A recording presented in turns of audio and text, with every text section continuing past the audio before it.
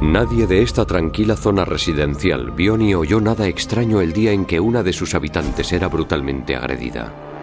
Pero con la cámara de seguridad de una gasolinera, una huella dactilar y el análisis forense de un ordenador se conseguiría identificar a un sospechoso residente en otro estado a las 12 horas de haberse cometido el crimen.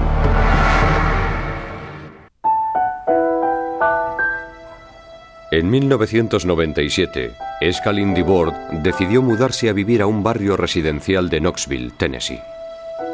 La casa estaba a solo unas manzanas de la de su hija y su nieta. En cuanto me quedé embarazada, se mudó a Knoxville para estar conmigo. A ella le gustaba mucho la familia y le gustaba estar con los niños. La delincuencia era prácticamente inexistente en la zona. Si comparásemos todos los sectores del condado, yo creo que en Knoxville todos estarían de acuerdo en que este es uno de los lugares más seguros del condado. Son todo familias con muchos niños, con jardines y casas de madera. El típico estilo de vida americano. Muy agradable.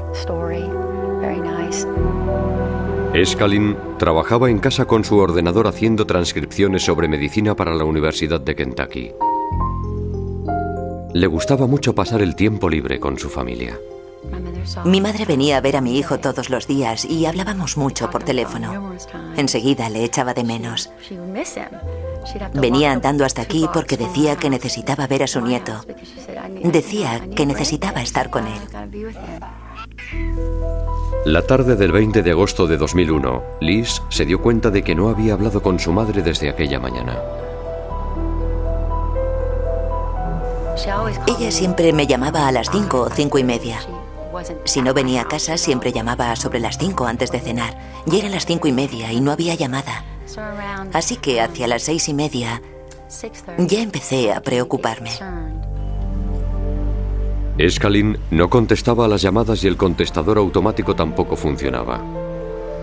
Así que cogí el coche y fui a su casa. La puerta estaba cerrada y las persianas estaban echadas.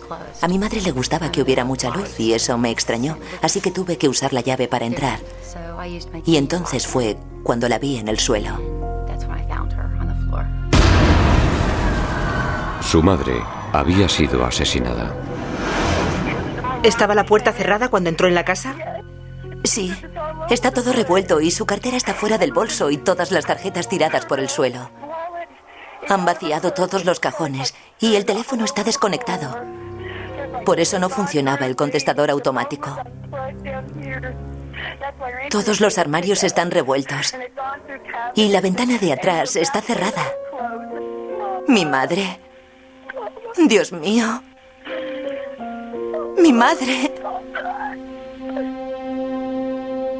Toda la casa estaba revuelta y parecía que alguien había estado rebuscando entre las joyas de Escalin. Los cortes y las contusiones de sus manos y brazos eran heridas defensivas, lo que indicaba que había ofrecido resistencia al atacante. La cartera de Escalin estaba vacía, y aunque aparecieron algunas tarjetas de crédito en la alfombra, la mayoría ya no estaban. Sacó todo lo que había en la cartera. Se tomó su tiempo para mirar hasta el último papel que había dentro y encontró los números de las tarjetas de crédito. Los investigadores no encontraron ninguna señal de que se hubiera forzado la entrada. Eso nos indicaba que era posible que conociera a la persona o que por cualquier razón la sorprendiera en la puerta y pudiera entrar en la casa. No podíamos saberlo. La primera impresión era que debía ser alguien conocido, porque no habían forzado la entrada. Pero la hija de Escalin no estaba de acuerdo. Ella era muy reservada. Era una persona muy callada, pero al mismo tiempo muy amable. Y no puedo imaginarme nadie que la conociera que quisiera hacerle daño. En la cocina, los investigadores encontraron una lata de refresco, un vaso y una colilla de cigarrillo en el suelo. El individuo había pasado un tiempo considerable en la residencia. Había estado comiendo algo, tomando un refresco, y sentía que tenía las cosas bajo control. Liz dijo a los detectives que también faltaba el coche de su madre. Nos pusimos en contacto con otras agencias de la zona para intentar localizar el vehículo, porque dábamos por hecho que quien hubiera asesinado a Escalin Dibord también tendría el coche. Los investigadores peinaron toda la zona, pero nadie había visto ni oído nada extraño. En cuestión de unos 20 minutos desde que llegamos allí ya teníamos a unas 60 o 65 personas trabajando en la investigación. Por desgracia, si no se aclara en las primeras 24 horas, todo va muy deprisa. Las pruebas se destruyen y el caso se enfría rápidamente. Con el tiempo, encontrarían una importante pista en el ordenador de Escalin Dibord.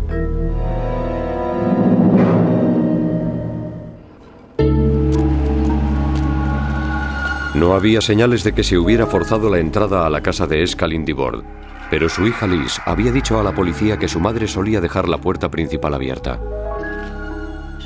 Lo hacía para facilitarme las cosas.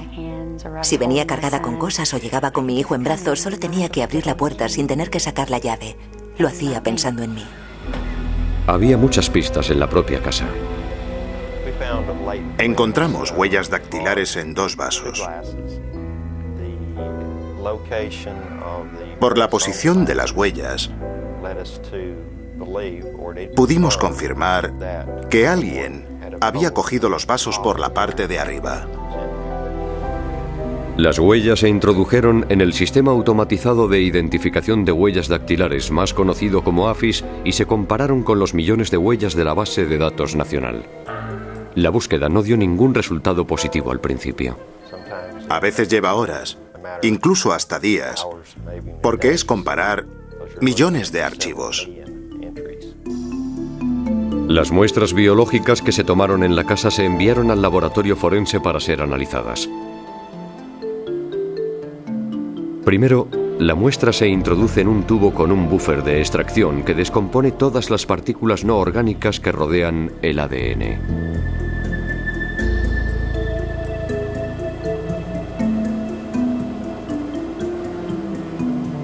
Después se añade fenolcloroformo para hacer que el ADN se coagule. La sustancia obtenida se analiza con la prueba de polimerización por crecimiento en cadena. El resultado fue la obtención del perfil de ADN del asesino. A continuación, los informáticos forenses examinaron el ordenador de Escalin y, con la ayuda de la empresa para la que trabajaba, encontraron una pista importante. Cuando examinamos el ordenador de Escalin Dibord, descubrimos que había enviado un correo electrónico a las 12:21 del día en que la encontraron muerta. Eso nos llevó a pensar que estaba viva y que estaba usando su ordenador antes de que el agresor entrara en la casa y ella entrara en contacto con él. Y los investigadores encontraron pruebas de que el ordenador de Escalin se había desconectado automáticamente 3 minutos después de enviarse el mensaje de correo. Eso significaba que la muerte debía haberse producido en algún momento después de las 12:30. Intentábamos determinar la hora de la muerte y al mismo tiempo queríamos averiguar si había algo fuera de lo normal en la comunidad. Los vecinos dijeron a la policía que había vendedores de periódico que iban de puerta en puerta la tarde del asesinato de Escalin. Muchos nos dijeron que habían recibido la visita de esas personas en sus casas o en su lugar de trabajo desde las 11 de la mañana hasta casi las 4 de la tarde. Las normativas locales obligan a que los vendedores soliciten un permiso antes de salir a vender puerta a puerta. Pero no se había expedido ningún permiso a ningún vendedor aquella semana. El sheriff Tim Hutchinson sabía que los vendedores ambulantes forasteros solían hospedarse en los moteles locales. Lo habitual era que una furgoneta de la compañía les recogiera en el motel por la mañana, los trasladara a cualquier barrio para hacer sus ventas puerta a puerta y después volvieran al motel al final de la jornada. Había habido problemas antes con ese tipo de vendedores. A veces insistían demasiado, acosaban a las mujeres, o había discusiones y peleas. Y eso hizo que saltara la alarma cuando nos dijeron que había habido vendedores de revistas en el barrio aquella tarde. Los investigadores registraron varios moteles de la localidad, pero no encontraron nada. En la escena del crimen, los agentes seguían otra línea de investigación. La cartera de Escalin estaba vacía cuando su hija había dicho que normalmente solía llevarla llena de tarjetas de crédito. Los detectives pensaban que el intruso podría haberlas robado y haber intentado hacer uso de ellas. Así que empezamos a buscar recibos por los cajones para averiguar con qué compañías estaba. Y conseguimos identificar las tarjetas de crédito que faltaban. La policía pidió al banco ser avisada si alguien intentaba usar alguna de las tarjetas robadas. Nunca imaginaron que el asesino fuera a caer directamente en la trampa.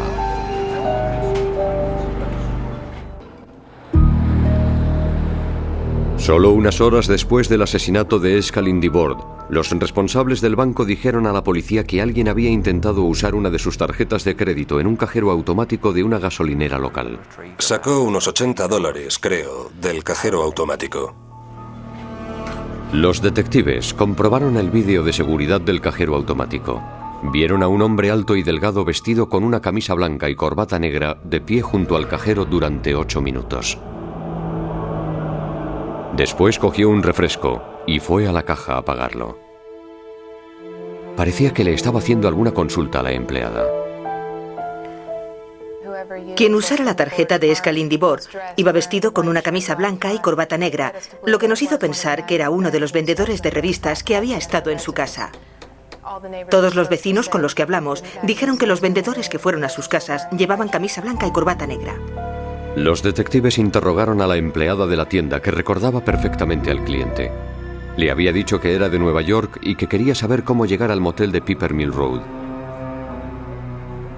La policía fue inmediatamente al hotel y vieron 2 furgonetas parecidas a las que usaban para transportar a los vendedores ambulantes.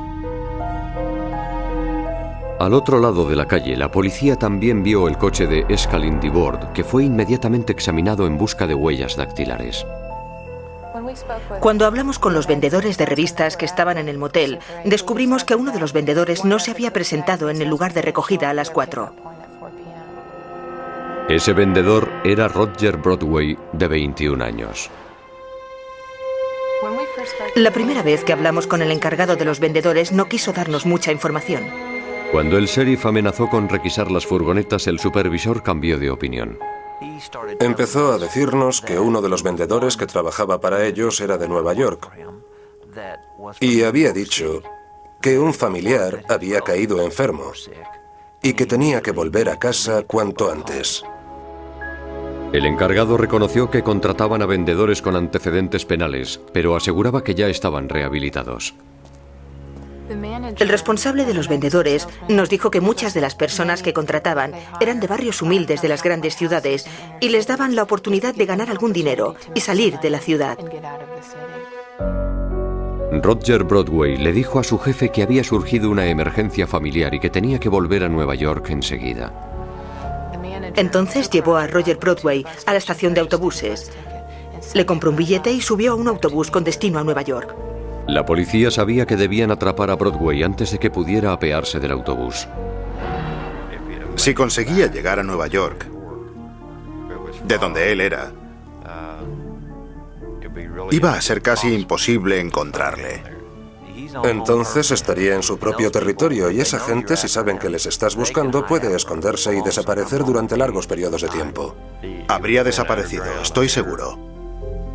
Al comprobar su historial, descubrieron que Roger Broadway había cumplido condena por atraco a mano armada. Los detectives hablaron con la compañía de autobuses y averiguaron que el autobús iría por la Interestatal 81 hasta Nueva York. Y también explicaron a la policía qué paradas haría el autobús durante su recorrido. Poco después de medianoche, la policía pidió a la oficina del sheriff de Virginia que intentaran interceptar el autobús.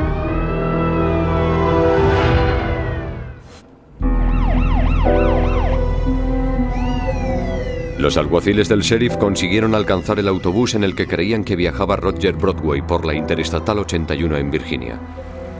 Cuando detuvieron el autobús y los agentes entraron en él, Roger Broadway se entregó sin ofrecer resistencia. En su equipaje, los investigadores encontraron ropa ensangrentada, el anillo de boda de Escaline Dibord y la llave de su coche. Tenía algo en el bolsillo que había llevado mi madre y te sientes violada. Lo que se siente es como si hubieran violado tu intimidad y te repugna que hubiera tocado algo suyo o que la hubiera tocado a ella. Las huellas de Broadway se compararon con las encontradas en el vaso del escenario del crimen y en la ventanilla del coche de Escaline. Con un programa se identificaron pequeñas formaciones de las huellas llamadas minucias y que vemos aquí en cuadrados verdes. Cientos de esos puntos coincidían. Las huellas eran del sospechoso, Roger Broadway. Los investigadores tomaron una muestra de saliva de Broadway para hacer la prueba de ADN. Tal como se esperaba, el perfil de ADN de Roger Broadway coincidía con las muestras biológicas recogidas en el escenario del crimen. Los científicos nos dijeron que las probabilidades de error eran de 1 entre toda la población mundial.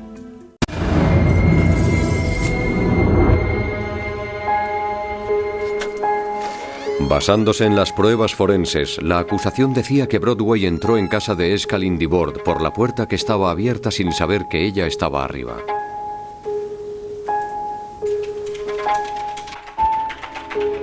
Escaline estaba trabajando con su ordenador y envió el último correo electrónico a las 12:21. El ordenador se desconectó 3 minutos después. Escaline debió oír que alguien había en el piso de abajo y bajó para ver qué pasaba.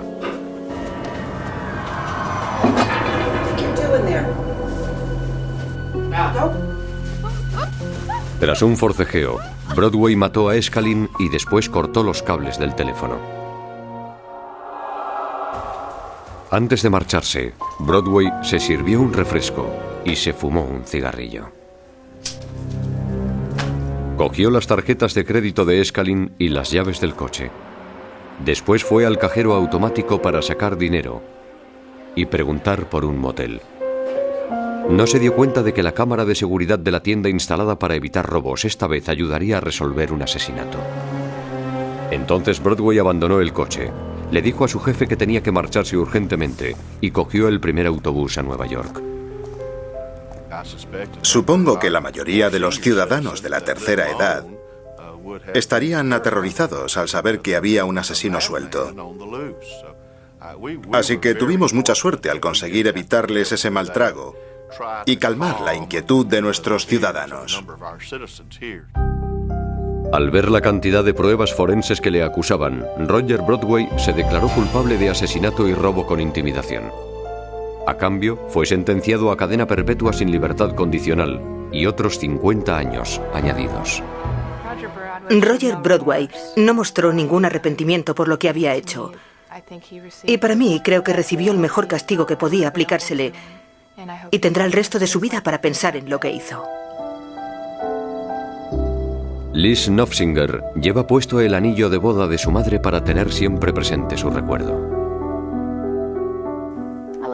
Te quiero. Y te echo de menos. Eso es lo único que le diría a mi madre ahora. Ojalá estuvieras aquí. También dice que no permitirá que el asesino arruine la vida de lo que queda de su familia. No quiero que mi hijo recuerde así a su abuela. Y yo tampoco quiero recordar a mi madre así. Yo quiero recordar cómo vivió, no quiero recordar cómo murió. Las autoridades de Tennessee han propuesto nuevas leyes para regular a las compañías que empleen a exconvictos como vendedores puerta a puerta. Aquí nadie sabía que había un exconvicto violento en nuestra comunidad trabajando como vendedor.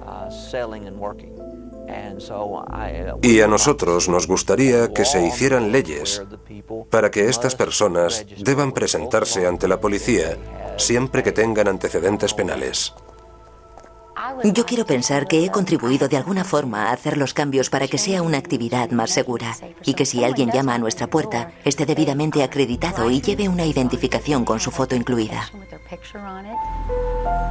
Aunque llegaran a aprobarse esas leyes, los detectives aconsejan a los ciudadanos que tomen precauciones a la hora de tratar con los vendedores puerta a puerta.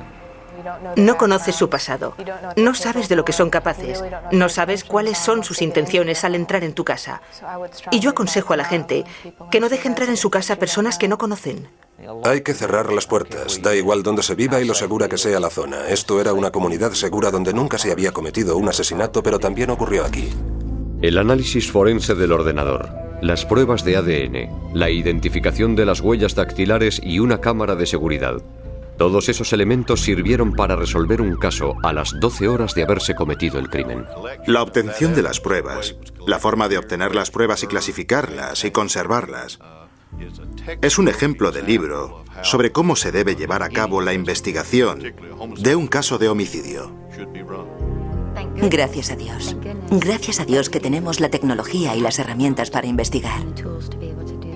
Es indispensable contar con la ciencia forense para resolver este tipo de casos.